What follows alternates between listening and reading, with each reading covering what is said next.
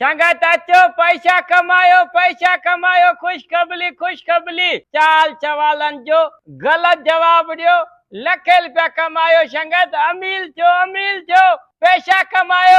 इहो छा ॿुधां थो मां 4 सवालनि जा ग़लति जवाब ॾियो ऐं लखे रुपया कमायो। माना ये पैसा मां कमाईंदुमि न, जो मां स्कूल में ही सही सवालनि जा ग़लति जवाब ॾींदुमि ते उहो ई ग़लति जवाब ॾियणो आहे। हलड़े जहाज अॼु तूं लखपति थी वए। मोगा अचे तो निभागा हे त सुञो ऐं गरीब लगे तो इन वटि पैसा ही कोन हूंदा। अले बाबा पैसा मालूम जे टाइम इनाम ॿुधो न पैसा मालूम पते छटे खणी ईंदो। हाँ वारो का तकड़ो थी। ही मां छा ॿुधां थो 4 सवालनि जा ग़लति जवाब ॾियो ऐं लखे रुपया कमायो। मतलब केतिरा अंदाज़ो केतिरा पैसा? 10 लख रुपया कमाई। घणा? 10 लख। 10 लख रुपया। 4 सवाल सिर्फ तू पुछ, भले 50 सवाल पुछ, ग़लती जवाब ॾियणो आहे न। उहे बि अॼु ताईं मां घर वारनि खे सही सवाल जो ई ग़लति जवाब ॾींदो आहियां। तव्हांखे उहो ई ग़लति जवाब ॾियणो आहे। तूं सवाल पुछ। हल सवाल नंबर पहलो। सवाल तो ॿुधायूंसि था, फीस तुम्हारो पी ॾींदो। चाहे फीस भी ॾियो न 10,000 रुपया फीस अथव। छोड़े सुञो टहरण गंजा ईअं सम्झी था 10,000 कहिड़ी वॾी ॻाल्हि आहे। 10 लख रुपया कमाइणा आहिनि।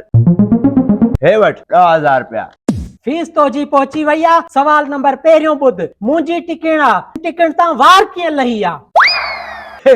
इन जो त मां उहो ई ग़लति जवाब ॾींदुमि। इहे तुंहिंजा वार, तुंहिंजे माई तोखे कुटे तुंहिंजा वार लाथा हूंदा। जवाब भले ग़लति ॾे निभागा, मुंहिंजी बेइज्जती त न कर। मुंहिंजी शादी कोन्हे थियल, बीमारी खां लही आहिनि वार। हाले मां सवाल ॾियांसि। ॾेस लॉलीपॉप। हाले सवाल नंबर ॿियो। पाकिस्तान कॾहिं ठहियो? यार पाकिस्तान त कल ही ठही वञे हा, पर सिरां खुटी पियूं। सुभाणे ताईं ठही वेंदो, बेफ़िक्र थी वञ। याले सही सवाल जो गलत जवाब दे तो लगे तो यो पैसा कमाए वे तू मोगा को वाले तू चली को कल को चंगो सवाल देस। चंगो ना मां बुछड़ो सवाल थो ॾियांसि। मूंखे एतिरो ॿुधा, हे 500 वारे नोट ते तस्वीर कंहिंजी लॻल आहे? इहो त सवाल मां उहो ई ग़लति ॾींदुमि। इहा तस्वीर मुंहिंजी आहे, ॿियो कंहिंजी आहे। सही सवाल जो ग़लति जवाब ॾिनी वञे थो, हे त कमाई वेंदो आहे, पैसा कमाए वेंदो। तो जे करे मां इहो कारोबार खोलियुमि, हाणे त पिनट जहिड़ा थी वेंदासीं। अले मोगा शबुल कल अञा हिकिड़ो सवाल बाक़ी आहे। पुछा कलोश त अला मालिका तुंहिंजा पैसा न वेंदा तो दिल वॾी कल। हाँ दिल जा कयां। हाँ अदा हाले ॿुध। टे सवाल जो गलत जवाब दे।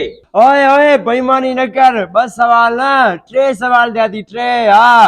हाणे चौथो सवाल कर। जल्दी सवाल ॿुधा। हाँ अले निभागा 4 सवाल थिया। आखिरी सवाल जो सही जवाब तो ॾिनो तू हला वे पुट हला ना लिखल 10,000 छा। इहो आखिरी सवाल हुयो छा? इहो चौथो ऐं आखिरी सवाल हो जेको तूं सही ॾिनो। हाणे तूं हराए वएं। निकिर पैसा तो जा वया। वना मुंहिंजा 10,000 रुपया वया छा फुरतिया निकल वना मेरा दियो अल्लाह करे पिनन जड़ा थी ना है। तू डाली पिनन जलती। अच्छा के जे पिनन जलती ना हाली पाल पिनन जलती। इनके कई खबर लॉलीपॉप ऐं मोगो छा आहिनि? मोगे मार खबर न चार।